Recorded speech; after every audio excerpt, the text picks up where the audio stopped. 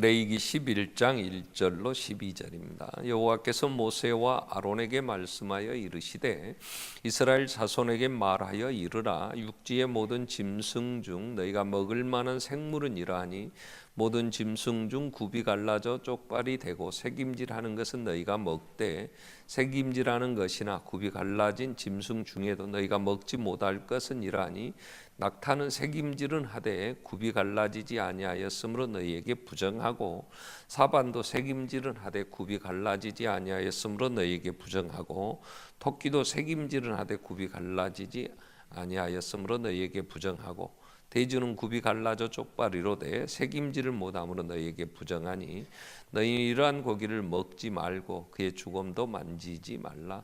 이것들은 너희에게 부정하니라. 물에 있는 것 중에서 너희가 먹을 만한 것은 이것이니 강과 바다와 다른 물에 있는 모든 것 중에서 지느러미와 비늘 있는 것은 너희가 먹되 물에서 움직이는 모든 것과 물에서 사는 모든 것 곧 강과 바다에 있는 것으로서 지느러미와 비늘 없는 모든 것은 너희에게 가증한 것이라.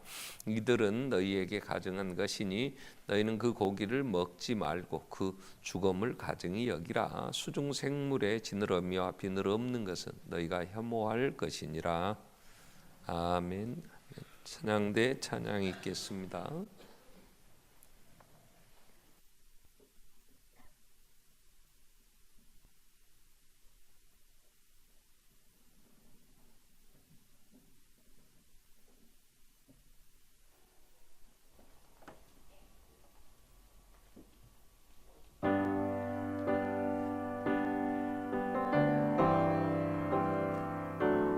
나의 하나님 사랑의 주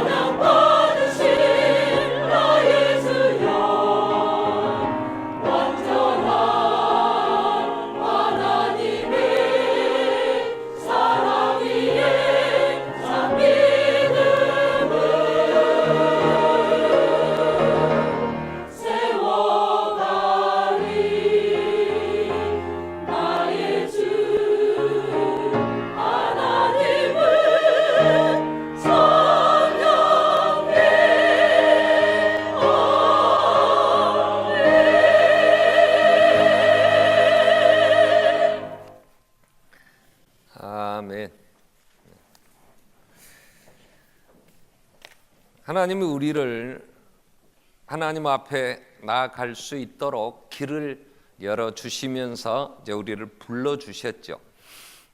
그 얘기까지는 출애굽기입니다. 허물과 죄로 우리가 하나님 죽어서 하나님의 저주 아래 있었던 우리의 상태, 그게 창세기 내용이죠.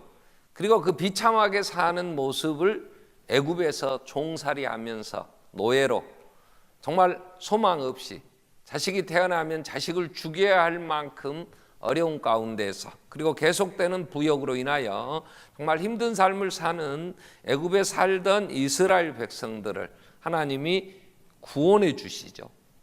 그때의 구원은 딱 하나, 피가 있었어요. 피가.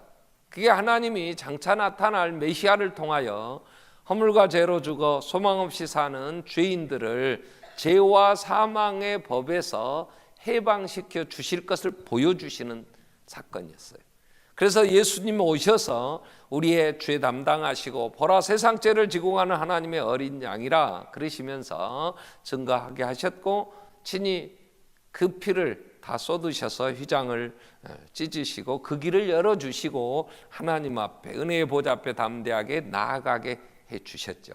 자, 그래서 우리는 예수 그리스도의 죽으심과 부활로 인하여 하나님의 자녀 됐습니다. 그래서 우리를 왕같은 제사장, 거룩한 나라, 하나님의 소유된 백성으로 하나님께서 인치시고 그리고 보호하시며 이제 이끌어 가시죠. 자, 그러한 하나님의 자녀된 우리에게 레위기는 하나님과 어떻게 교제하며 하나님과 사귐에 살 거냐 하는 걸 보여주시는 말씀이죠. 가르쳐 주시는 거죠. 그래서 예수 안에 구원받은 하나님의 백성에게 레위기는 굉장히 소중합니다. 왜 그러느냐? 그러면 하나님으로부터 우리가 은혜를 입어 하나님 앞에 나아갈 수 있는 길을 하나님 열어주셨는데, 그 길이 아니고는 다른 길로는 하나님 앞에 올 수 없다고 하는 사실을 우리가 지난주에 살핀 제사장의 죽음을 통해서 분명하게, 굉장히 강하게 경고하셨죠. 왜 나답과 아비후 제사장이 첫 번 제사를 드리다가 죽었냐? 그러면 하나님이 주신 불이 아닌 다른 불로, 인간의 생각, 인간의 노력, 인간의 수고함으로 만든 불이지만 그건 하나님이 아니다, 그리고 죽이시는 거죠. 자, 그래서 우리는 예수가 아니면 하나님 앞에 절대로 갈 수가 없어요. 예수의 피가 아니면 우리는 하나님의 자녀로 하나님 사랑 받을 수가 없다는 거예요. 우리가 어려서 또 주일학교 다니면서 불렀던, 지금도 이제 정말 잘 부르는 우리 찬양이 있죠. 하나님의 나라는 돈으로도 못 가요, 하나님의 나라. 힘으로도 못 가요, 하나님의 나라. 인물로도 못 가는 나라, 하나님의 나라.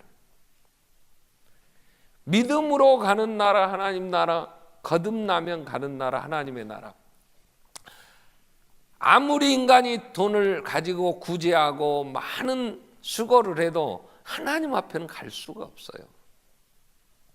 우리가 아무리 힘을 쓰고 정말 밤마다 기도하고 하나님을 찾아도 인간의 노력으로는 하나님 앞에 갈 수가 없단 말이에요.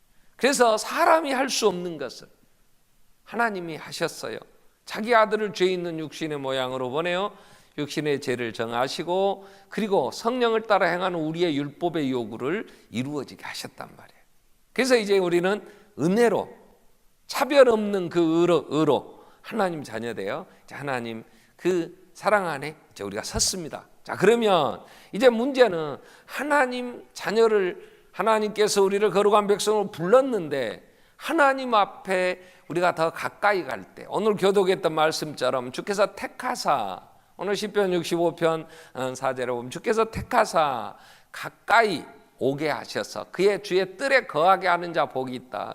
주께서 택하시고 가까이 오게 하사 주의 뜰에 살게 하신 사람은 복이 있나이다. 우리가 주의 집 곧 주의 성전의 아름다움으로 만족하리다.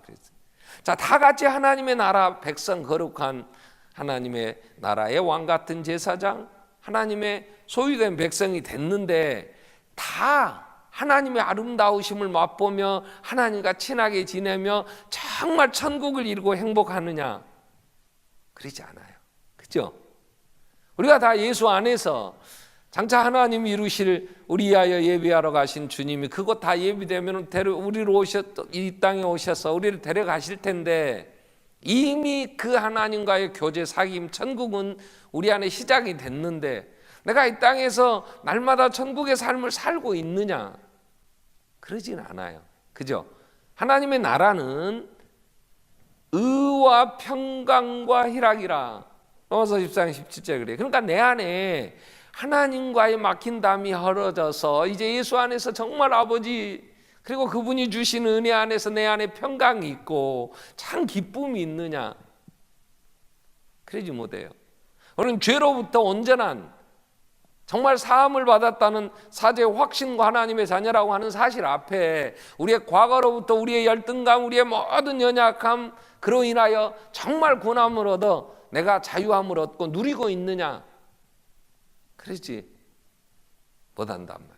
그래서 늘 아직도 그 죄의 두려움에서 그 형벌을 받으며 벗어나지 못하고 참 자유함을 얻지 못하는 경우, 또 하나님이 전능하신데 전능하신 능력으로 보호하심을 받고 하나님 우리의 피난처, 우리의 요새가 되시는데 그 하나님의 돌보심 안에서 그 모든 환난으로부터 정말 구원함을 얻고 그 하나님 주신 은혜로 풍성하게 사네, 그러지 못하잖아요. 그 이유는 하나님의 자녀는 자녀이로되 하나님과 그렇게 친하지를 못해요. 하나님과의 깊은 교제가 없어. 그래서 계시긴 계신데 나하고는 너무 멀어. 너무 먼 당신이야. 저는 유한한 인간이기 때문에 강주 반석교회 담임 목사입니다.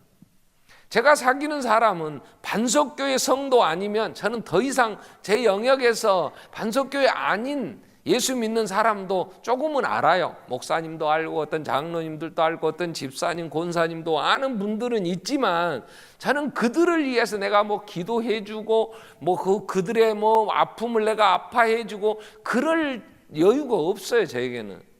어제도 저하고는 그래도 친하다는 목사님이 딸을, 그것도 이제 딸 하나밖에, 아들도 이미 결혼했고 이제 딸 하나는 아마 결혼시키는데 어제 11시에 결혼식입니다. 근데 제가 어제 11시쯤 강주 도착할 걸로 계획을 세우고 이제 태국에서 어제 들어오게 됐는데요.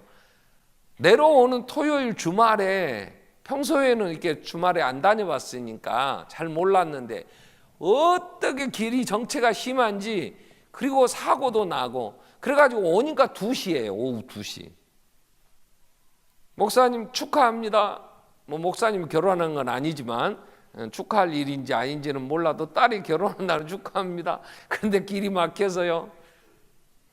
그리고 다른 방법이 없더라고. 그랬더니 조심히 내려오세요. 답장이 그렇게 왔어요.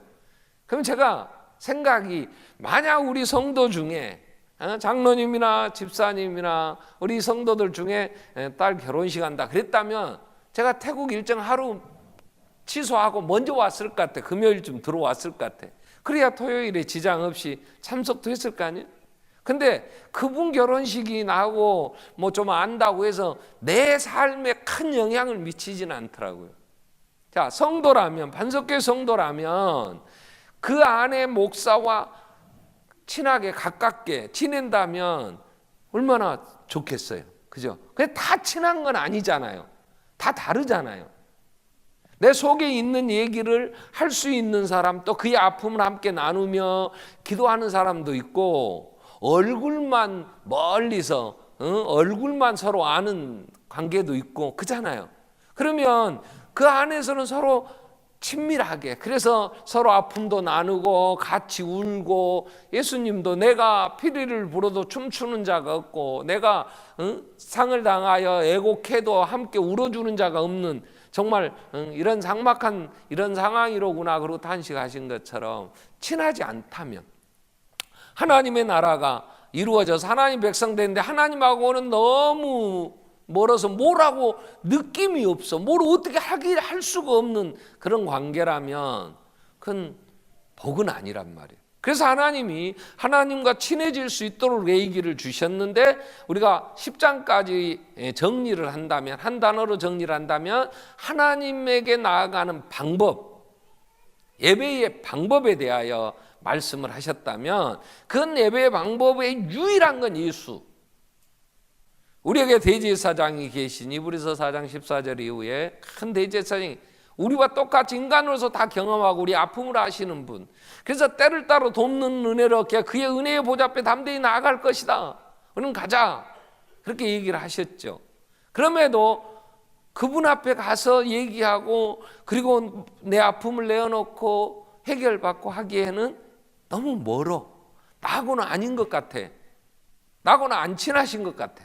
자, 방법이 다를, 예수가 아닌 내 노력이나 내 정성으로 가려면 우리는 늘 죄인이잖아.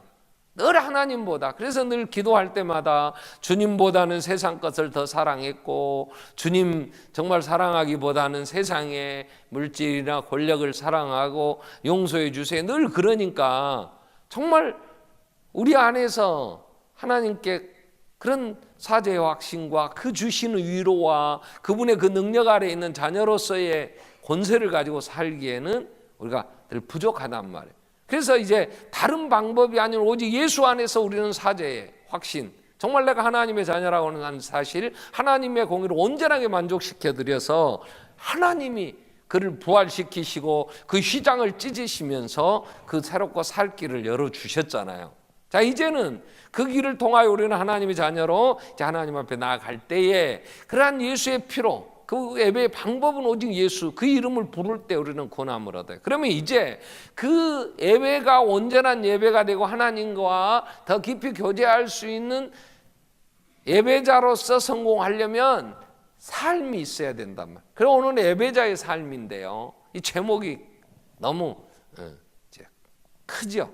내용이 예배자의 삶으로 얘기를 하려고 한다면 내 생명 끝날 때까지 해도 다 못할 제목이 되지만 11장부터 27장까지 레위기서를 조금 여러분 이제 이번 주 마치면 다음 달부터는 사무엘상으로 넘어가니까 뒤에 17장 이후에는 다음 몇 달 후에 또 살피게 되는데요. 이 11장부터 얘기하시는 건 예배의 방법에 대한 얘기를 하신 다음에 예배자가 어떻게 살아야 예배가 살아있는 예배, 하나님과 참으로 교제할 수 있느냐 하는 얘기를 지금 하시는 거예요. 11장부터. 그래서 11장에서 하나님이 이제 예배자의 삶에 대한 얘기를 할 때 맨 먼저 뭔 얘기를 하시냐면 무엇을 먹을까, 무엇은 먹지 말까, 이 얘기를 하시는 거예요. 동물 중에, 우리가 먹는 음식 중에 동물들은 굽이 갈라진 쪽발린 네 발로 기어다니는 짐승 중에 새김질을, 대새김질을 하는 것은 먹을 수 있다. 이게 초식 동물이에요. 그리고 다른 건 다 부정하다. 돼지는 쪽발이로되 새김질을 안 하니까, 낙타는 새김질을 하되 쪽발이 아니니까, 이러면서 정리를 해 주셨어요. 또 하나, 물에 사는 물고기 중에 먹을 수 있는 건 지느러미가 있고 비늘이 있는 것만 먹어라. 다른 건 다 부정하다. 그런 얘기예요. 그러면 지느러미가 있고 비늘이 있는 것은 주로 붕어나 또 돔은 비늘이 있습니까? 있어요.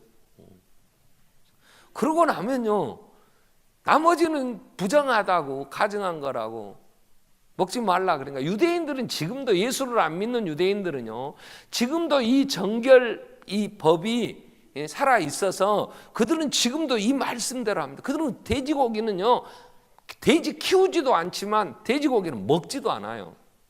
어떤 것도 날로 먹지 않아요. 다 염장을 해, 소금에 절여서. 그들은 횟집이 없어요. 여러분, 이스라엘을 여행하면 한국 그 여행사에서 가이드들이 꼭 하는 말이 음식 가져오지 마세요. 한국 음식 갖고 오지 마세요. 그래요. 왜냐? 그날 식사에 소고기가 나오면요, 우유나 이런 게 안 나와요. 근데 우리가 갖고 가는 게 우유 제품 있으면 이건 이 정결법에 저촉이 돼서 굉장히 잘못된 거예요. 닭고기가 요리돼 나오면 계란은 안 나와요. 계란 요리가 나왔으면 닭고기는 안 나와요. 근데 우리가 갖고 간 음식이 같이 섞이거나 부정한 게 들어가면 그 모든 식사하는 분들에게 이게 큰 잘못을 짓는 거라고 못하게 해요, 지금도. 자, 그런데 왜 이렇게 먹고 이런 음식에 대한 얘기를 예배자의 삶을 얘기하실 때 처음 얘기를 첫 번째 하시느냐. 여러분, 먹고 사는 게 아무것도 아닌 것 같습니까? 먹는 게? 가끔 우리 모여서 고생하면서 힘들면 그래요. 아이고, 다 먹고 살자고 하는 거 참 좀 쉬어가면서 하세.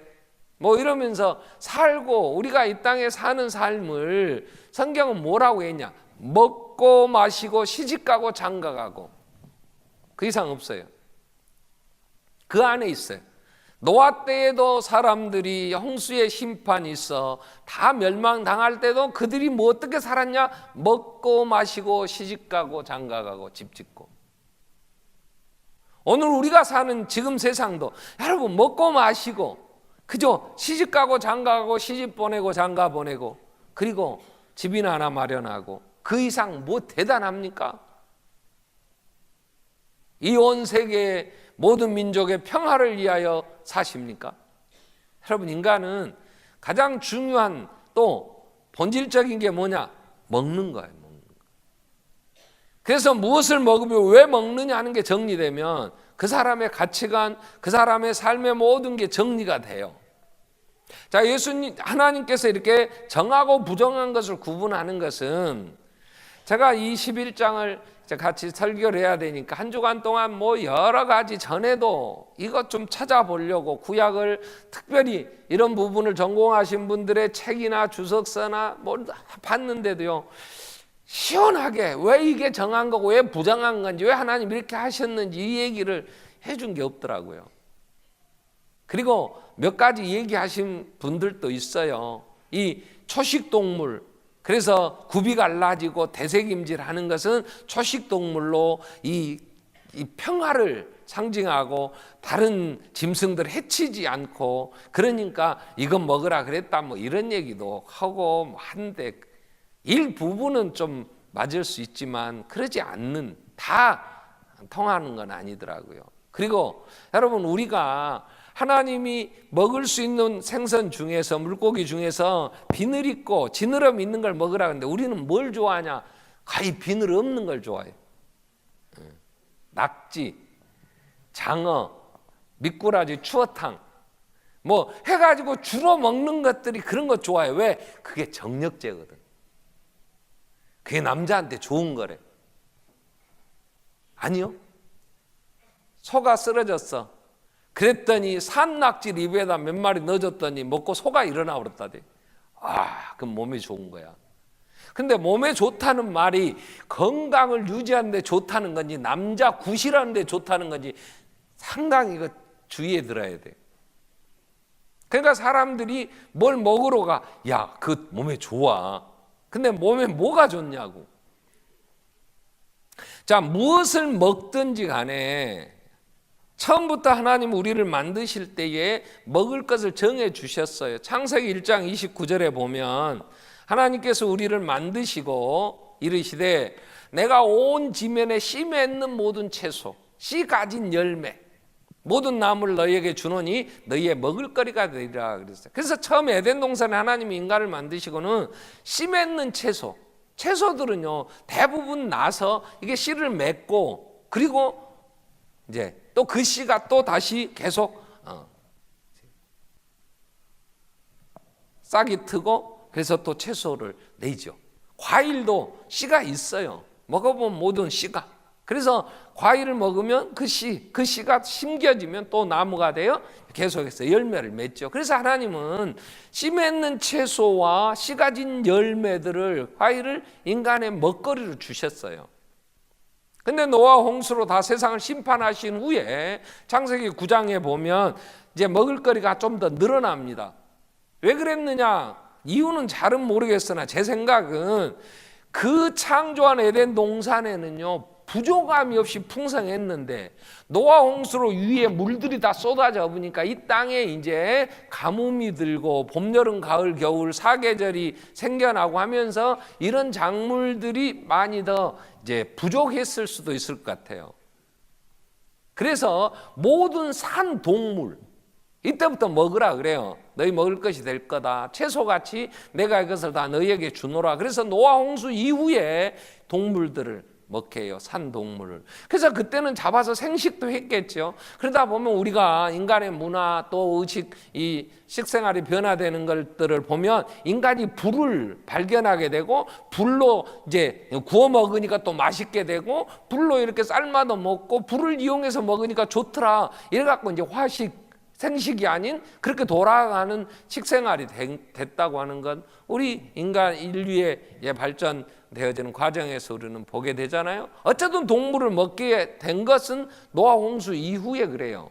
자, 그러면 예수님은 뭐라고 하셨냐? 그러면 예수님은 오셔서 이제 마가복음 7장에 보면 15절부터 무엇이든지 밖에서 사람에게로 들어가는 것이 사람을 더럽게 하는 게 아니다. 무엇이 우리 입으로 들어가든지 그게 사람을 더럽게 하는 게 아니다. 그러니까 뭔 먹고 무슨 먹지 마라 이런 게 아니에요. 그러면 16절에 사람 안에서 나오는 것이 사람을 더럽게 하는 것이니라 하시고 무리를 떠나 집으로 가시니까 제자들이 물어봐요. 묻자오되 18절에 예수께서 이르시되 너희도 이렇게 깨달음이 없느냐? 무엇이든지 밖에서 들어가는 것이 능히 사람을 더럽게 하지 못한다. 그러면 사람이 더럽게 되는 이는 마음에 들어가지 않고 배로 들어갔다가 다 배설을 해버리니까 그렇다. 그러나 그래서 모든 식물은 깨끗하다 그래요. 이제 부정하다, 깨끗하다 이런 개념이 예수 안에서 이건 주님이 이 땅에 오셔서 먹고 마시는 부분에 있어서 정리를 잘 해주셨어요. 그래서 바울도 사도행전 15장에 보면 선교를 하다 보니까 유대인이 아닌 백성들, 이방인들에게 복음 예수를 하나님 앞에 가는 길을 전하고 보니까 유대인들이 사는 방식하고는 전혀 다르게 살잖아요. 그들은 뭐 올삭도 없고 안식일도 없고 절기도 없어요. 그리고 먹는 것도 여러분 언제부터 우리가 먹는 것을 골라 먹었습니까? 저희가 어렸을 때부터 늘 하는 말이 있어요. 우리는 있는 대로 먹고 없어서 못 먹고 주는 대로 먹는다 그랬어요. 뭔 골라서 뭐 쪽발인 거 책임질하는 거 먹고 뭐 아닌 거 뭐 그런 적 없어요. 근데 이제는 우리가 골라 먹을 때가 됐잖아요. 그러면 그때는 없으니까 막 그냥 무조건 있는 걸 먹었다면 이제는 골라 먹으니까 이 말씀 적용해야 된다. 그럴 거예요? 2000년 전에 이미 정리를 했어요. 뭐라고 정리를 했냐? 선교하다 보니까 여러 이런 문화적인 삶의 형태 이런 게 이제 충돌이 일어나니까 유대인처럼 살아야 된다. 절기를 지켜라. 정결의식을 행해라. 음식 먹는 거 가려라. 이런 얘기로 인해서 복음이 증거될 때에 유대인 중에 예수 믿는 자들이 자기들의 사는 것을 전하게 되니까 한 번도 안 해본 사람은 자 우리한테 만약에 예수 믿으려면 비늘 있는 거 지느러미만 먹어라 그러면 안 다녀. 나는 산낙지 좋아하는데 그럴 거 아니에요. 아이고 나는 장어가 몸에 좋아. 장어 꼬리는 더 좋아. 이러고 즐겨하는데 먹지 마라 그러면 아유 나는 돼지고기가 몸에 체질에 맞아. 돼지고기 먹어야 힘이 나더머 이러면 먹지 마라 그러면 얼마나 어렵겠어. 그래서 사도행전 15장의 정리를 이렇게 해요. 19절에 보면 그러므로 내 의견에는 여기서 내 의견이라고 할 때는 당시에 베드로나 야고보나 바울은 이때의 교회의 그 당시의 교회의 지도자로 서기까지는 그 후에 시간이 가지만 이때는 베드로나 야고보가 정리를 하죠. 그때 그런 얘기를 해요. 내 의견은 이방인 중에서 하나님께 돌아오는 자들을 괴롭게 하지 말고 이런 음식 먹고 이런 거 가리고 부정하다 장하다 이런 걸 갖고 괴롭게 하지 말고 다만 우상의 더러운 것과 음행과 목매어 죽인 것 피를 멀리하라고 전파하고 우리가 오직 구원 얻는 게 예수밖에 없는데 무슨 절기를 지켜라 이런 것은 합당치 않다 이렇게 정리를 했어요. 네 가지입니다. 우상 이것도 율법적으로 정해진 게 아니고 우상 숭배하고 막 더럽게 막 거기서 하는 것은 거룩하지 못해. 같이 어울리면 또 음행, 그 다음에 목매어 죽인 거, 피채 막 먹는 거, 자 이런 것들은 건덕상 또 혐오식품일 수도 있잖아요. 그래서 그렇게는 식생활 하지 말라고 우리가 얘기하고 그래서 골로새서에 보면 2장 16절부터 보면 그러므로 먹고 마시는 것 절기나 초하루나 안식일 이런 이유로 누구든지 비판하지 못하게 하자 이렇게 됐어요. 그래서 고린도전서 10장 31절에 보면 너희 그런즉 먹든지 마시든지 무엇을 하든지 하나님의 영광을 위하여 하라 이렇게 정리가 돼요. 자, 그래서 제가 무엇을 좋아하느냐, 무엇을 먹느냐 이건 문제 안 돼요. 좋은 거 먹으세요. 또 있는 거 드세요. 그게 뭐 문제되지는 않아요. 그런데 이게 정력을 위하여 먹는다고 하는 것은 누가 하는 거냐? 이건 예수 안 믿는 세상 사람들이 하는 거예요. 자, 요한일서 2장 15절부터 16절 보면 그런즉 이 세상이나 세상에 있는 것들을 사랑하지 마라. 세상이나 세상에 있는 것. 누구든지 세상을 사랑하면 아버지의 사랑이 그 안에 있지 않다. 우리가 예수의 하나님의 사랑을 받고 그 안에 있다면 우리는 세상을 사랑하는 게 아니다. 근데 16절에 정리를 잘 해주세요. 이 세상이 뭐냐 그러면 이는 세상에 있는 모든 것이 육신의 정욕, 안목의 정욕, 이 생의 자랑 세 가지예요. 자, 나는 낙지 좋아해. 나는 장어 꼬리가 좋아. 이거 자네 먹어. 이것은 한 마리 먹은 값이네. 뭐 때문에 그래요? 이게 어디 좋다는 거예요? 조사해 보니까 장어 꼬리도 뭔 풍천 장어가 돼도 뭐 꼬리는 칼슘분만 더 있답다. 별로 도움 안 된답다. 그래도 좋다고 그거 서로 먹으려고 그러고 안 먹으면 막 먹으라고 보내. 왜? 그게 정력제라는 거 아니야? 육신의 정욕? 그렇게 인간 세상 사는 모든 사람들이 관심이 어디에 있냐? 힘이 있어야 되겠다. 힘이. 그래서 먹는 목적이 뭐냐? 힘을 얻으려고. 그런데 힘이라는 게 무슨 힘이냐 그럴 때 이게 세상의 음행, 또 세상의 이런 육체의 정욕 이러한 것들로 인하여 사람들이 먼 데까지 먹을 것 찾으러 다니고 한다고 하는 게 그런 관심, 그런 데에 대한 것 때문에 찾아다닌다는 거죠. 근데 우리가 그러한 육신의 정욕을 따라서 이들이 이제 나왔어요. 애굽에서 이스라엘 백성이 나왔어요. 그 섞여 있던 무리들도 있었어요. 유대인이 아닌 노예들 또 뭐 그 애굽에 살던 사람들 이런 사람들 기적이 일어나고 그러니까 나가자 할 때 같이 더불어 나오는 섞여 있는 무리가 많이 있었어요. 민수기 11장 20절 이후에 보면은 그 사람들이 탐심, 욕심을 부려요. 그러면서 불평이 생겨요. 뭐라고 하냐면 맨날 하늘에서 내려온 만나만 먹으니까 우리 정력이 쇠하다. 힘이 없다. 그래서 그 애굽에서 먹던 부추, 마늘 이런 것들을 들먹여요. 근데 여러분 정력제라고 개고기 먹일 때 제일 많이 나온 게 부추살만 나옵니다.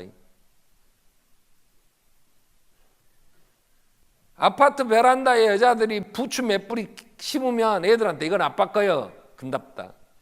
남자 정력에 모르게 나는 그 풀이 좋은지 저 풀이 좋은지 모르나 사람들의 관심이 그래서 성경에도 3500년 전에 모세의 시대에도 이스라엘 백성이 부추를 먹어야 되는데 마늘을 먹어야 되는데 이걸 안 먹어서 우리 정력이 약하다고 불평을 해요. 우리는 정직하게 뭘 먹을까 할 때에 대부분 관심이 어디냐? 이게 힘 나는 거냐 말이야. 헛개나무를 삶아 먹어야 됩니까? 먹는 목적이 뭐냐 그럴 때 인간이 하나님이 없으면 육체의 정욕 안 먹어. 이제 여자들 왜 안 먹어? 안목의 정욕에 끌렸어. 여러분 먹으면 뱃살 나오니 안 먹어야 돼. 개미어리가 뭔 아기를 낳고 뭔 일을 한다요. 그건 인간의 정욕이 안목의 정욕. 내 몸매가 펑퍼짐해야 살림도 잘하고 하지. 근데 언제부터 그렇게 개미허리가 미인의 조건에 들었냐고. 모나리자의 미소. 모나리자는 펑퍼짐해갖고 아주 몸매는 안 그려졌지만 얼굴을 보면 그래. 근데 언제부터 우리가 그랬냐고. 병 들어가지고 이게 몸매 관리한다고 병 들어가지고 제대로 일도 못하고 교회 와서 봉사하라 그러면 난 허리가 아파서 허리가 없어. 왜 없어? 봉사하려면 먹고 쪄야지. 먹고 쪄야 일을 할 거 아니야. 하나님이 우리에게 먹을 것은 먹고 힘을 내라고 하는 건데 하나님의 영광을 위해 한다면, 제가 어제 좀 일찍 잤어요. 그날 오면서 제대로 잠을 못 자고 내려오면서 피곤해서 6시쯤 되니까 이제 저녁을 먹었더니 집사람이 벌써 자려고 그래. 아유, 졸리면 자야지. 그랬더니 한 6시 넘어서 이제 잤어요. 3시에 2시 좀 넘으니까 이제 잠이 깼어요. 그래도 계산해 보니까 한 8시간은 잔 것 같아요. 어떻게 정신은. 그러니까 일찍 자면 일찍 일납니다. 그래갖고 2시쯤 넘어서 있나 싶고 이제 교회 오니까 3시야. 3시에 오면서 아침밥 집사람 해놓은 거 들고 왔어. 비닐봉다리 들고 왔는데 4시쯤 아침을 먹었습니다. 오늘이. 안 먹으면 4시에 뭔 밥맛이 있겠어. 그죠? 근데 먹어도 줄을 위해 먹어야 되니까 먹어야 내가 오늘 3부까지 이렇게 설교를 하지. 이거 안 먹으면 허리 아파요. 4시에 꾸역꾸역 먹으면서 주를 위하여 주여. 먹어도 내가 그랬다니까요. 먹기 싫어. 그것도 또 무슨 익힌 건 없고, 응?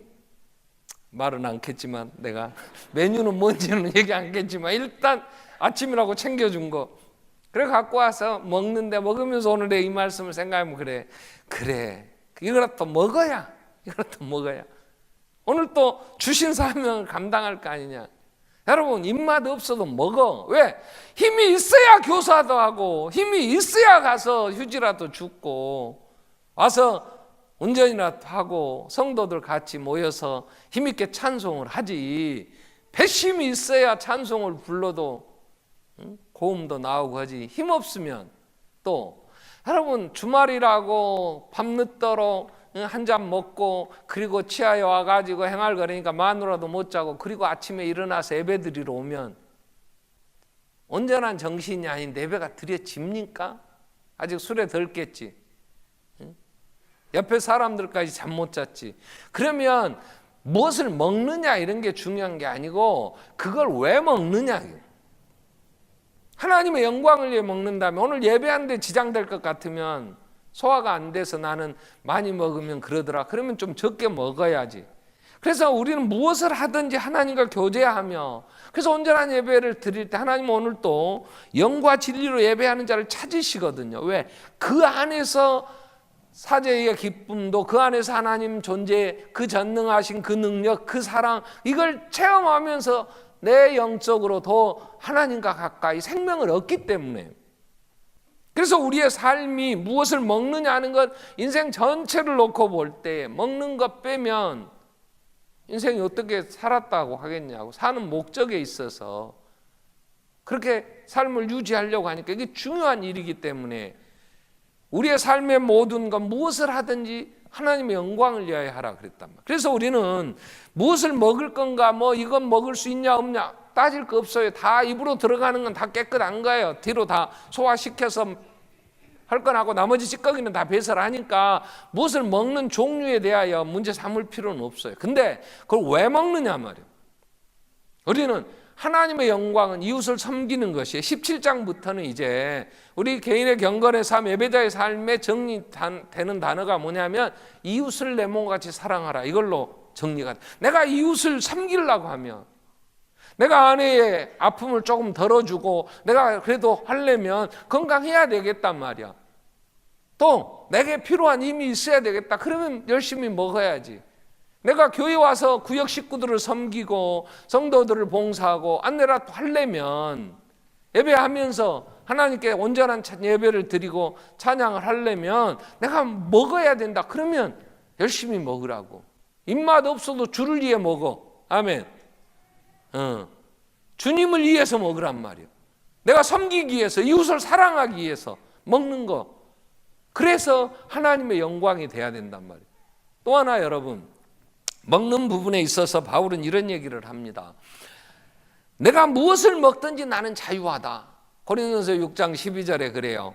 내가 무엇을 하든지, 고린도서 6장 12절에 모든 것이 내게 가하나, 다 유익한 건 아니요. 모든 것이 내게 가하나 내가 무엇이 얽매이지 아니한다. 내가 무엇을 먹든 무엇을 하든지 나는 자유함이 있다. 그런데 이게 다 유익한 건 아니에요.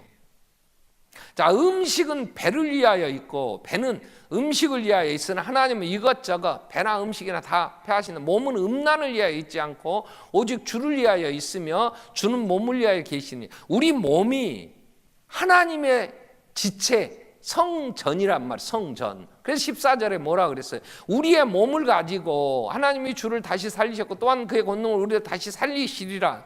그럼 뭐가 사냐? 우리의 몸이 여러분 영과 육을 구분한다. 이건 헬라 철학에서 이혼론적인 사상이에요. 영은 선하고 육은 악하다. 그래서 어떻게 했어요? 이 육신을 고행 막 짓누르고 핍박해야 영적으로 맑아진다고 생각해서 그 고행주의들이 나왔어요.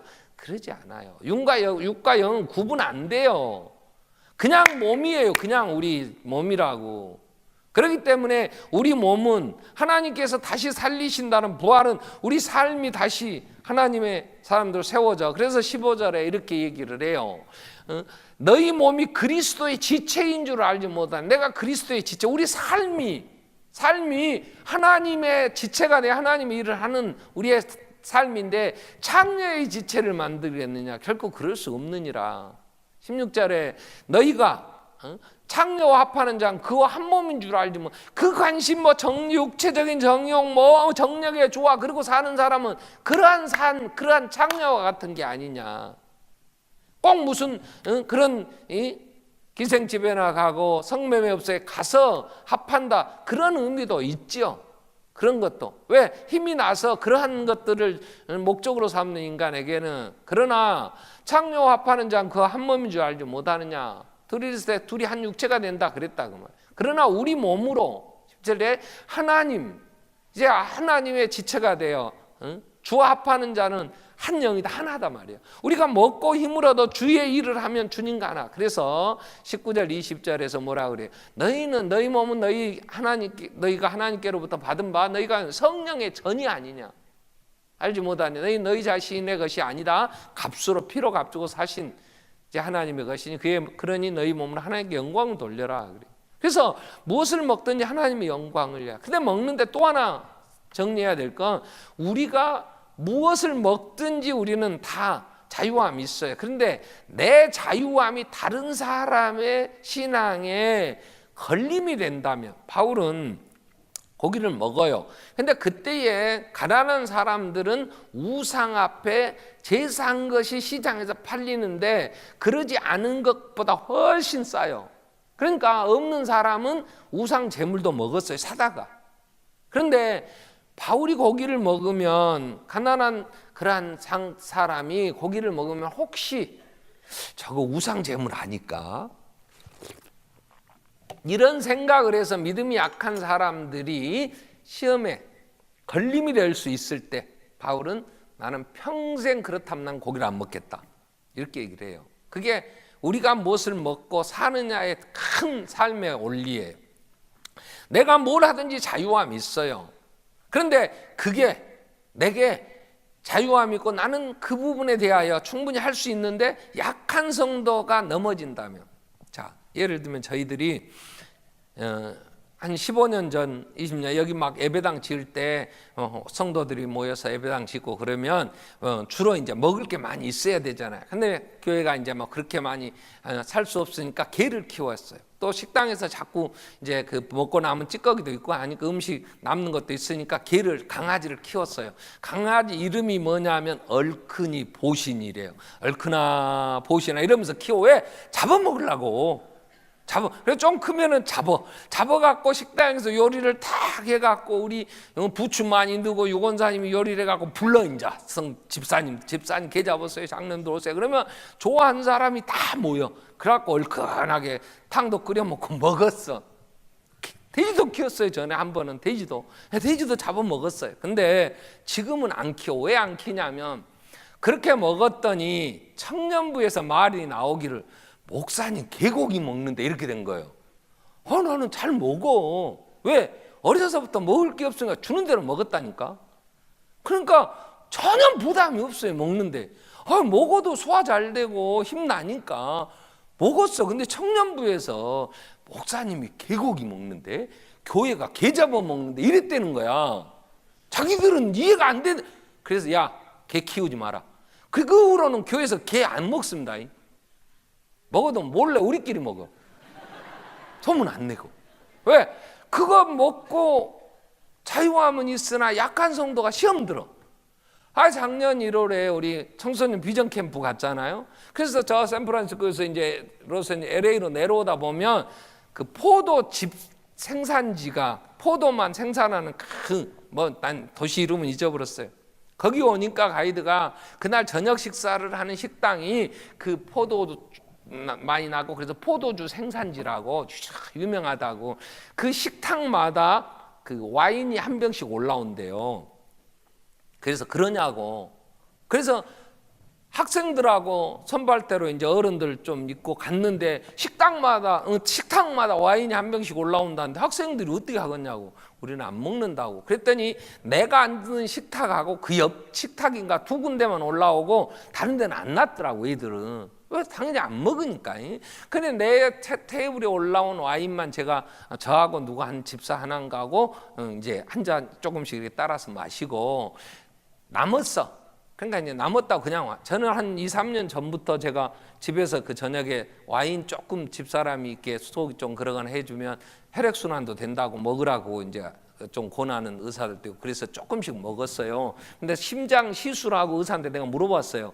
그 와인, 그 양파 와인이랑 이런 것 좀 하는데 먹어도 됩니까? 그랬더니 안 먹는 게 좋지요. 그러더라고. 그럼 그때 그 뒤로는 안 먹어 이제. 뭐 기회가 있으면은 또 가끔 먹기도 하지만 뭐 일부러 먹지는 않아요. 근데 그날 그렇게 하고 나오니까 주인이 그 식당 주인이 가이드를 통해서 다른 식당 애들도 안 먹었으니까 새거 2병을 저한테 담아갖고 이렇게 그 가방에다 넣어서 주더라고. 가이드가 목사님 이거 그 다른 테이블 안 먹은 거라고 이 식당 주인이 주네요. 그래서 좋다고 내가 담아갖고 왔지 내 가방에다.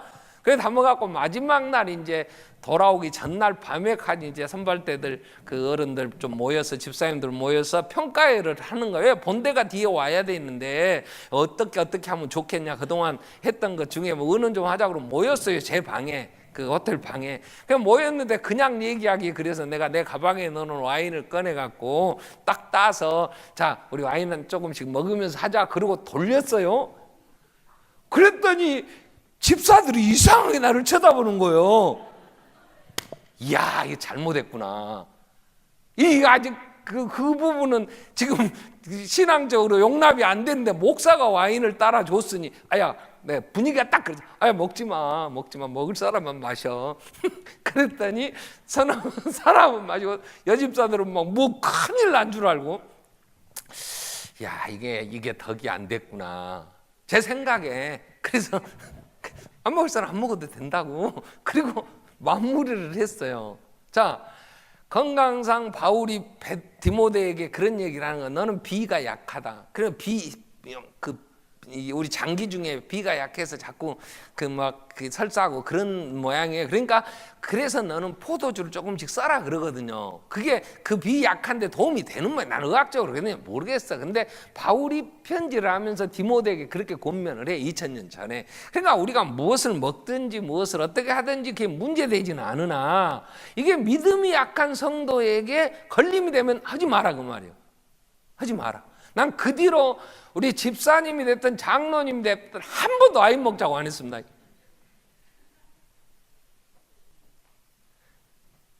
덕이 안 되는 게 더 많아. 옆에 교회에 어제 딸 여웠다는 목사님이 저한테 그래요. 우리가 새가족 환영회를 하는데 새가족 초청잔치를 하는데 그러면 이제 싹 꾸밀 거 아니야? 뭐 음료수도 갖다 놓고 과일도 좀 갖다 놓고 이렇게 꾸미는데 장로님 한 분이 오시더니 목사님 요즘은 새가족 환영회 초청회 하려면요 이게 캔맥주는 한 캔씩 있어야 됩니다. 하나씩 돌려놓을까요? 그러더라는 거예요. 요즘은 다 음료수로 이렇게 캔맥주 같은 정도는 하니까 그러니까 목사님이 그랬답니다. 장로님 그럴 수 있으나 교회가 맥주 마셨다니 그러면 쓰겠어? 하지 맙시다. 그랬다고 제가 웃은 적이 있어요. 저는 하라는 말이 아니야.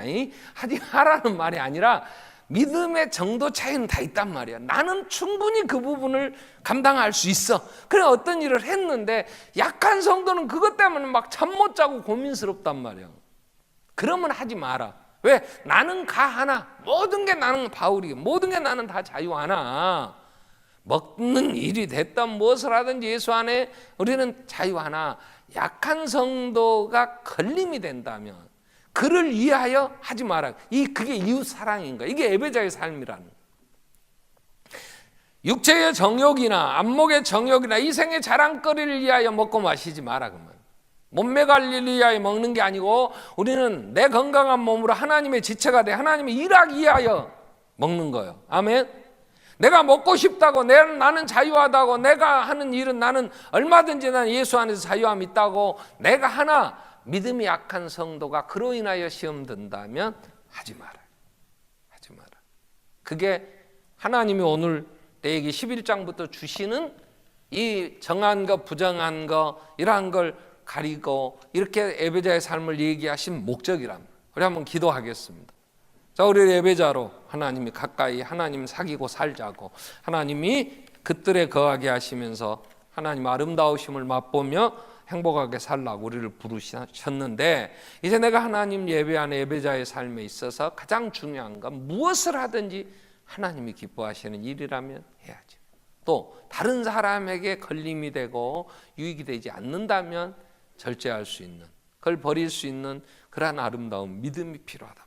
우리 지혜 주셔서 성령님 인도하여 주셔서 무엇이든지 하나님 영광을 위해 살 수 있고 예배자로서 정말 성공적인 삶을 살게 해주십시오. 우리 같이 한번 통성으로 기도하겠습니다. 살아계신 하나님 아버지 감사합니다. 오늘도 우리를 부르시고 하나님